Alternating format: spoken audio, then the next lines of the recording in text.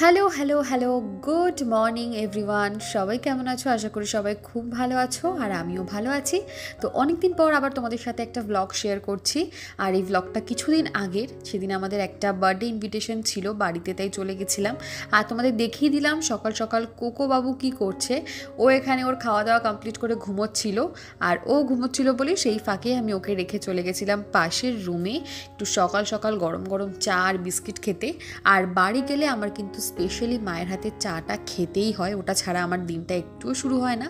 তাই চাটা খেয়ে স্নান টান করে ঝটপট রেডি হয়ে নিয়েছিলাম। রেডি হওয়ার কোনো ক্লিপ নেওয়া হয়নি, যেহেতু দুপুরবেলায় খাওয়া দাওয়ার আয়োজনটা ছিল, তাই আমরা রেডি হয়ে সবাই মিলে চলে গেছিলাম। শুভ যেতে পারিনি, কেননা ওর অফিস ছিল।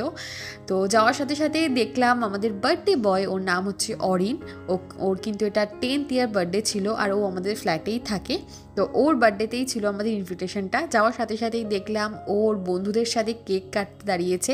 এই যে নীল পাঞ্জাবি পরে যে বাচ্চাটা রয়েছে, ওই হচ্ছে অরিন।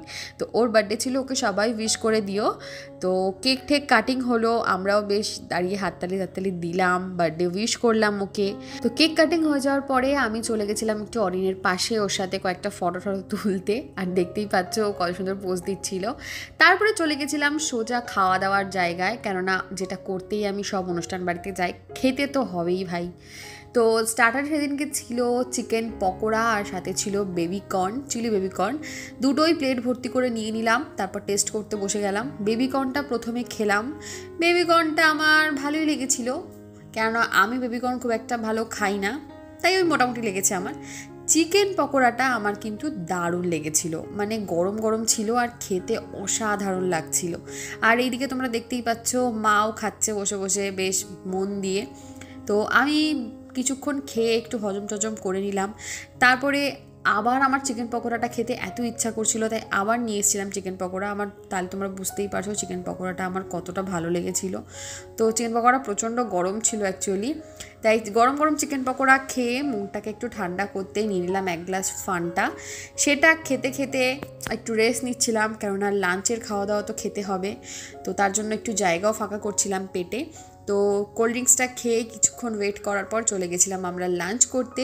আর সবাই মিলে একসাথেই খেতে বসেছিলাম, আমি, বাপি, বনু আর মা। তো প্রথমেই আমাদের দিয়ে গেল প্লেট, তারপরে চলে এলো জলের বোতল, আর তারপরেই দিয়ে দিল গরম গরম ফিশ ফ্রাই, যেটা কিন্তু আমার দারুণ লাগে। তোমাদের কার কার ফিশ ফ্রাই খেতে ভালো লাগে অবশ্যই জানিও। তো ফিশ ফ্রাই দেওয়ার পরে দিয়ে গেছিলো স্যালাড, আর ফিশ ফ্রাইটা প্রচণ্ড গরম ছিল। আর ভিতরের ভেটকি মাছটা মানে এতটা ফ্রেশ ছিল, দারুণ লাগছিল খেতে। তো ফিশ ফ্রাই আমার বরাবরই ভীষণ ভালো লাগে খেতে। তো প্রথমে ফিশ ফ্রাইটা স্যালাড দিয়ে একটু খেলাম, তারপরে কিছুক্ষণ বাদে দিয়ে গেছিলো একটু কাসুন্দি। তারপর আমি আবার একটা ফিশ ফ্রাই নিয়েছিলাম। কিছু করার নেই, নিমন্ত্রণ বাড়ি গেছি, খেতে তো হবেই না, মুখ দেখতে তো আর যাইনি নিশ্চয়ই।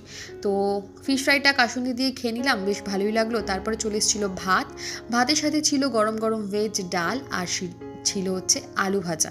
ভেজ ডাল আলু ভাজার কম্বিনেশনটা কিন্তু ভাতের সাথে আমার দারুণ লাগে। তোমাদের কার কার ভালো লাগে অবশ্যই কিন্তু জানিও।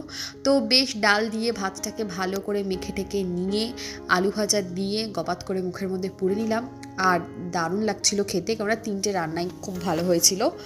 তো ডাল দিয়ে ভাত খেতে খেতে আমি যদি একটু ধীরে ধীরে খাই, তার মধ্যেই চলে এসেছিলো পটল চিংড়ি। তাই কি করব, আলাদা করে আর খাইনি, ওই ডাল ভাতের মধ্যেই পটল চিংড়িটা মেখে নিয়েছিলাম।